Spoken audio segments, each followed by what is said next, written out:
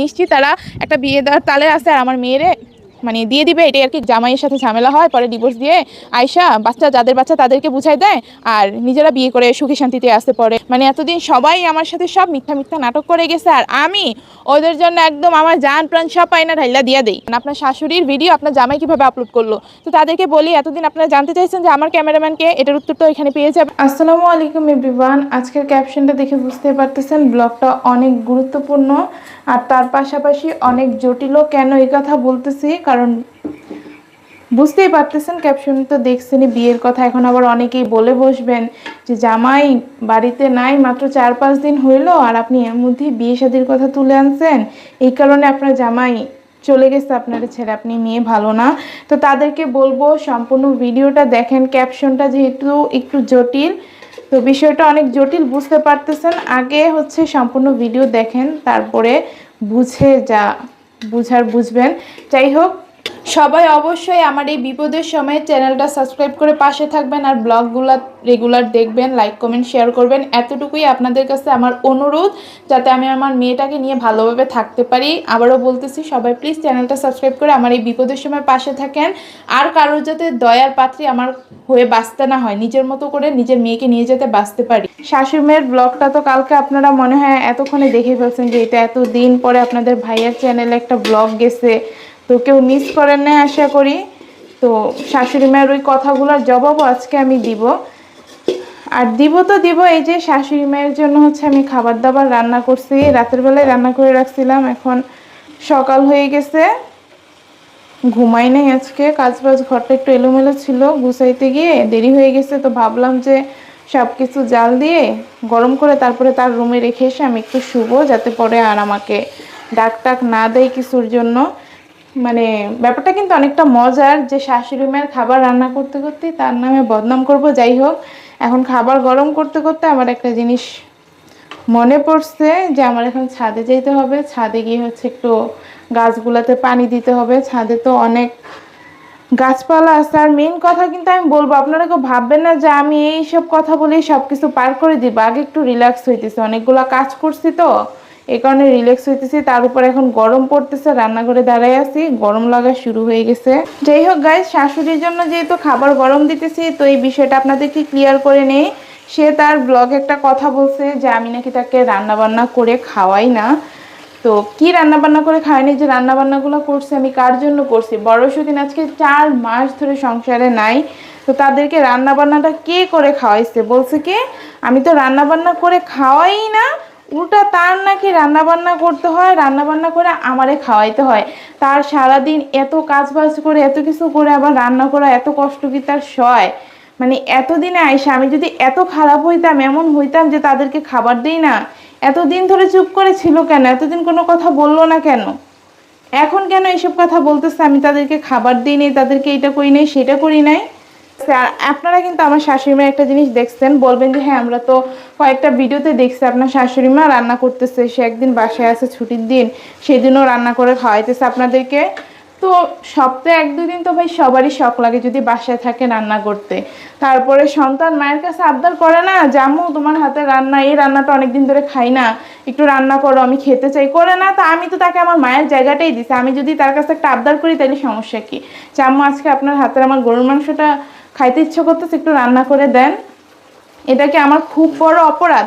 সেটাকে যদি তারা বানাই ফেলে যে আমাদের রান্না বান্না করে খাওয়া, এসে সারাদিন চাকরি বাকরি করে, তাহলে কেমনে হবে? যাই হোক, আরও একটা কথা বলছো, এই রান্নার ভিডিওগুলোতে আপনাদের মনে আছে কিনা আমি জানি না, যে আমার ছোটো বউয়ের রান্না মজা না, আমি ছোটো বউয়ের রান্না মুখেই তুলতে পারি না। অথচ অন্য বড় হলে কি করতো জানেন? যদি বলতো যে আমি তোমার রান্না খাইতে পারি না, তোমার রান্না আমার পছন্দ হয় না, কিভাবে কি রান্না করো, ঝগড়া লেগে যেত সাথে সাথে। আমি তো এগুলোর কোনো প্রতিবাদ করি নাই। উল্টা কিভাবে রান্না মজা করা যায় ইউটিউব ঘাইটা, গুগল গাইডটা, মানে কেমনে রান্না আমি মজা করবো, আমার শাশুড়ি মেয়ের কেন পছন্দ হয় না আমার রান্না, তারপরেও তারে আমি আমার রান্না ভালো লাগাইতে পারি নাই, মানে পারি নাই। তো আমি আর কি চেষ্টা করব তার জন্য? তার বড় বউয়ের হাতের রান্নাই নাকি অনেক মজা, সে তার বড় বউয়ের হাতের রান্না না খেলে নাকি তার ঘুমই আসে না, এতদিন ধরে খাইতেছে, তার কোনো কিছুতে নাকি তৃপ্তিই হয় না। মানে আমার জায়গায় যদি অন্য কেউ থাকতো, নিশ্চিত তারে আসলে যে কথাটা বলছে না যে খাবার দেয় নাই, এই কাজটাই করতো। তো এই তো গাইস আমার শাশুড়ি মায়ের জন্য খাবার গরম করা শেষ, এখন এগুলো আমি তার রুমে রেখে আসবো। কি যে শান্তি লাগতেছে, আমার একটা কাজ কমছে কিন্তু লাভ কি, দিন দিন কাজ শুধু বাড়ে, সেগুলো আপনাদেরকে দেখাইতেছি আমি আস্তে ধীরে, সবই দেখতে পারবেন। তো এরকম কিন্তু এই যে আমি শুধু খাওয়ার কথাটা বলছি, এরকম আরও অপবাদ দিচ্ছে, এটাও বলছে যে আমি নাকি সে এনে দেয়, শ্বশুর শাশুড়ি এনে দেয়, এই কারণে মজায় মজায় সব তরকারি একদিনে রান্না করে ফেলি, তারপর এগুলো পচায় পচায় ফালাই। কিন্তু আসলে সত্যিটা কি জানেন, আমার শ্বশুর আব্বা হচ্ছে একদিন হাটে যায়, এদিকে হাট বলে ওইটারে, তো ওই হাটের দিন গিয়ে পুরা এক সপ্তাহ বাজার করে নিয়ে আসে, কাঁচা বাজারটাও। তো কাঁচা বাজার কি এক সপ্তাহ থাকা জীবনে সম্ভব? হায়েস্ট 3-4 দিন থাকে কাঁচা বাজার। তো এখন যে নিয়ে আসে প্রথম দিন তো টাটকা টাটকা থাকে, কম কম করে আমি রান্না করি, যতটুকু প্রয়োজন ততটুকুই রান্না করি।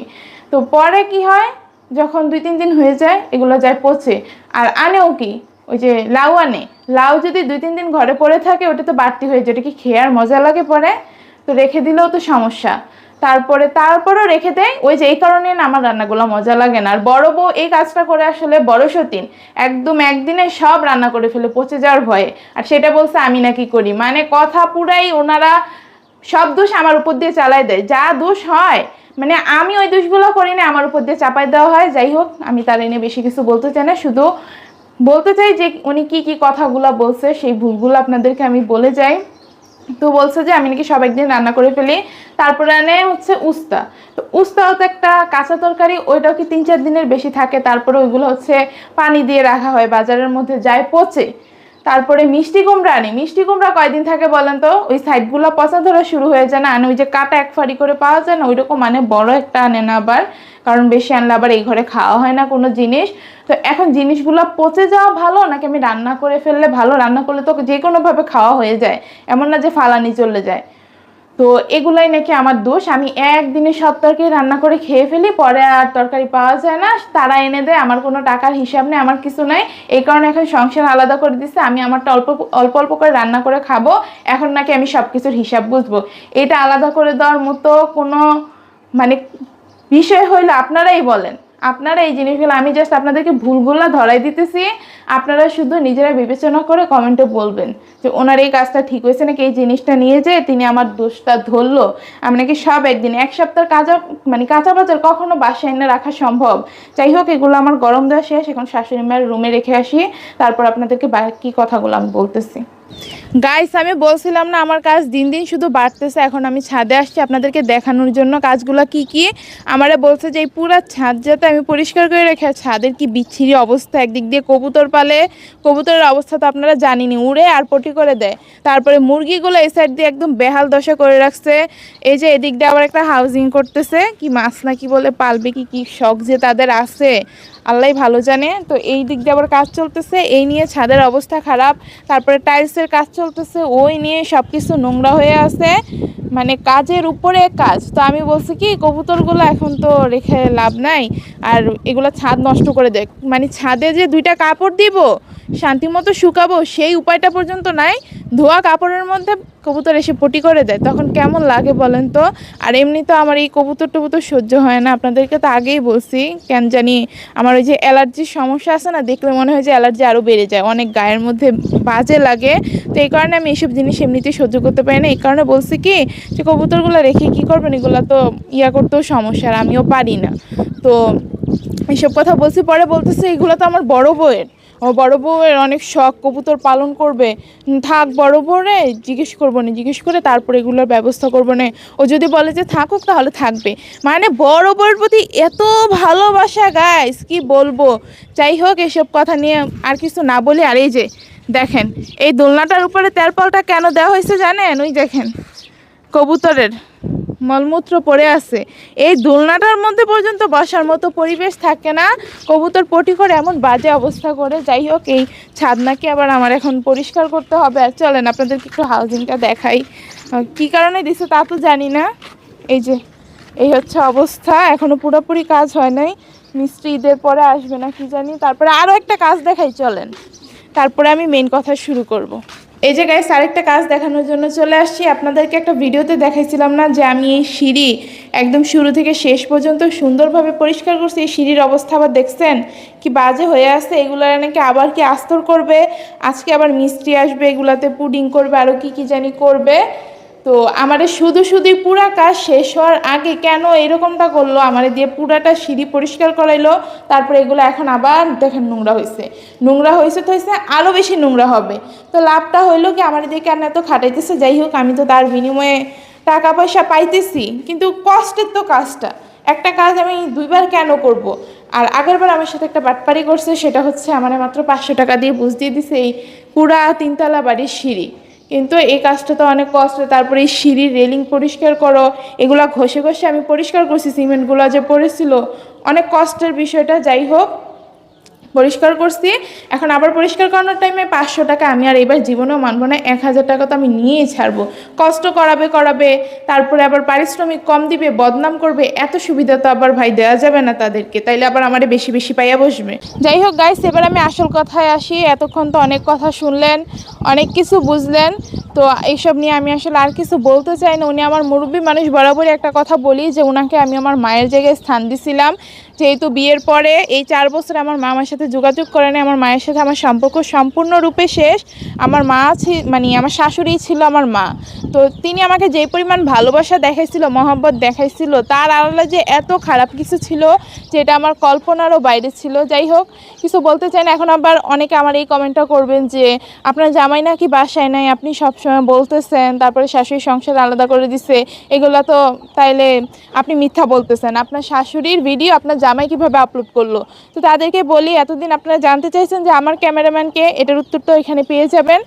আমার ননদ আছে একটা, যার কথা আমি বরাবরই বলছি, আমাকে ভিডিও করে দেয়। আর ননদ হচ্ছে শ্বশুর শাশুড়ির সাথেই হচ্ছে খাওয়া দাওয়া করে ম্যাক্সিমাম টাইম থাকে। আমি শুধু ভিডিওর টাইমে ওর একটু ডাক দেই, এই যে এখনও এখানে আসে, ডাক দেই যে আমার ক্যামেরাটা একটু ধরে দিবা।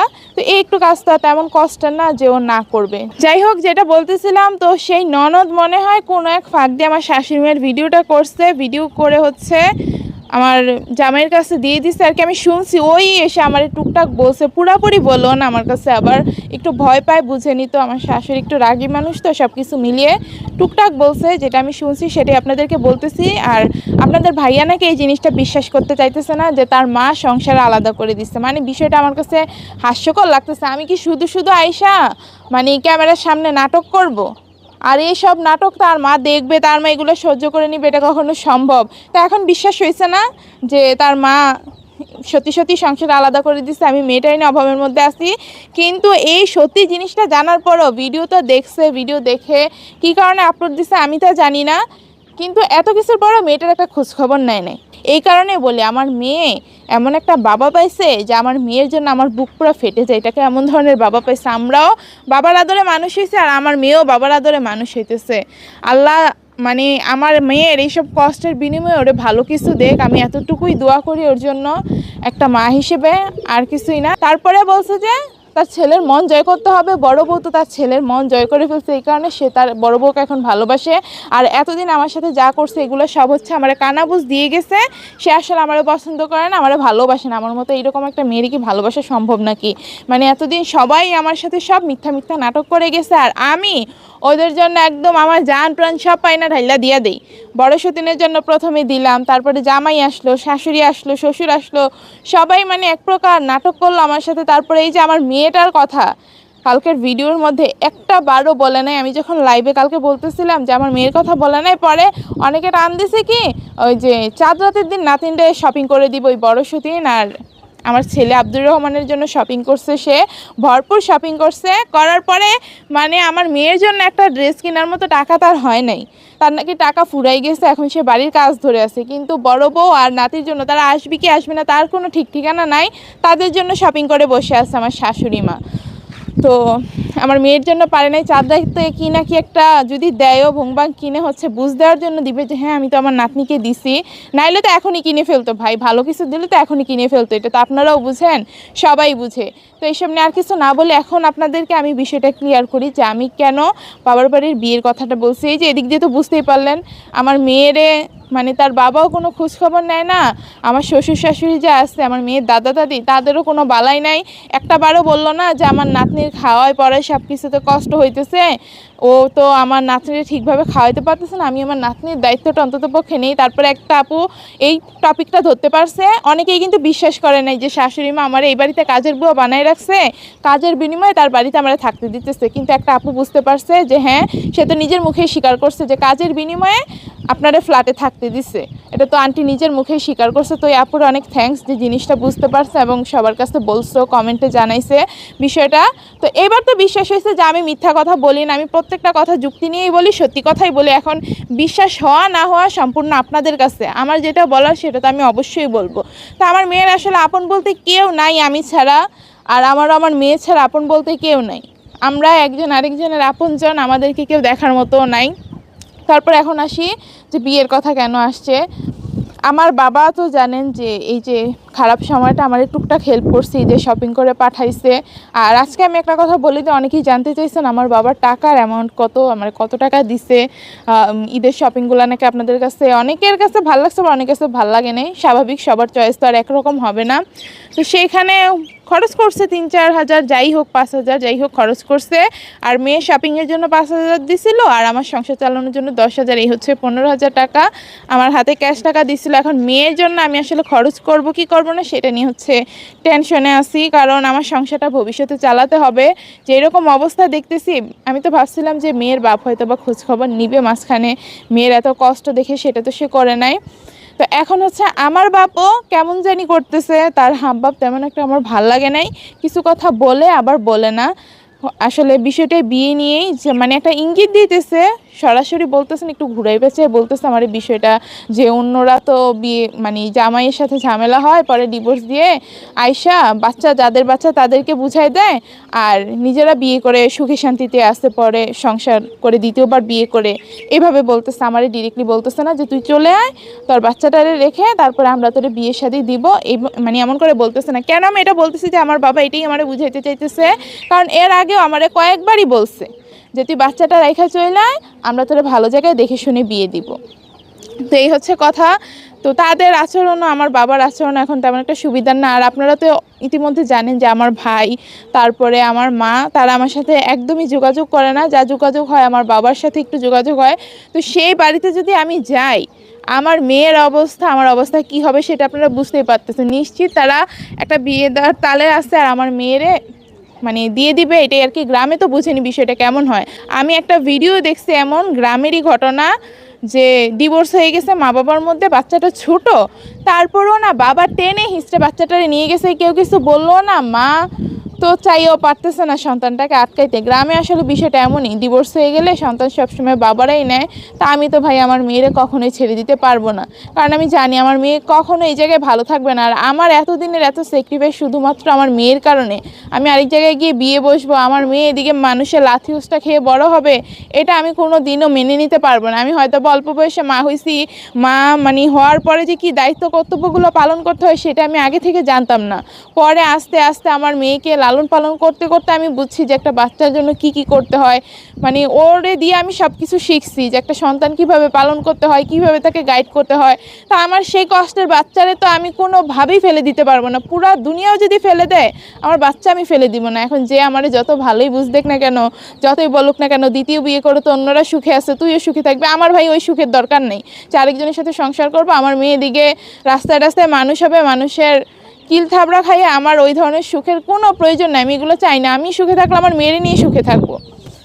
মানে যেই জায়গায় নিজের বাবা তার খোঁজ নেয় নাই, তারপরে দাদি দাদা দাদি কাছে থেকেও মেয়েটার খবর নেয় না, মেয়েটা কি খাইতেছে, আমার নাতনিটা কি খাইতেছে, কি পড়তেছে, ওর শরীরটা কি ভালো আছে নাকি, ও তো দাঁতের সমস্যা ছিল, ওর তো অ্যালার্জির সমস্যা ছিল, ও তো ঠুস ঠাস করে ব্যথা পেয়ে যায়, অসুস্থ হয়ে যায়, ওকে এখন ঠিক আছে নাকি সেই খবরটা নেয় নাই। তারপরে কালকের ব্লগে শুধু বড় বউয়ের প্রশংসা, আর নাতির জন্য কষ্ট, একদম বুক ফেটে যাইতেছে, নাতিরে সে কতদিন ধরে দেখে না, এইসব কথা। আর আরেকটা যে কাছে আছে সেইটার অবস্থা কেমন সেই কথা কেউই বলে না। তো এই হচ্ছে কথা গাইস, বিয়ে শাদীর বিষয়ে আপনারা তো ক্লিয়ার হইলেনই। এই কারণে আপনাদেরকে বলতেছি যে আপনারা আমার এই বিপদের সময় একটু পাশে দাঁড়ান, আমাকে হচ্ছে একটু সাহায্য করেন, চ্যানেলটা সাবস্ক্রাইব করেন, ভিডিওগুলোতে লাইক কমেন্ট শেয়ার করেন, যাতে আমি আমার মেয়েটারে নিয়ে ভালোভাবে থাকতে পারি, কারোর দয়ার পাত্রী যাতে আমাকে আর কখনো না হইতে হয়।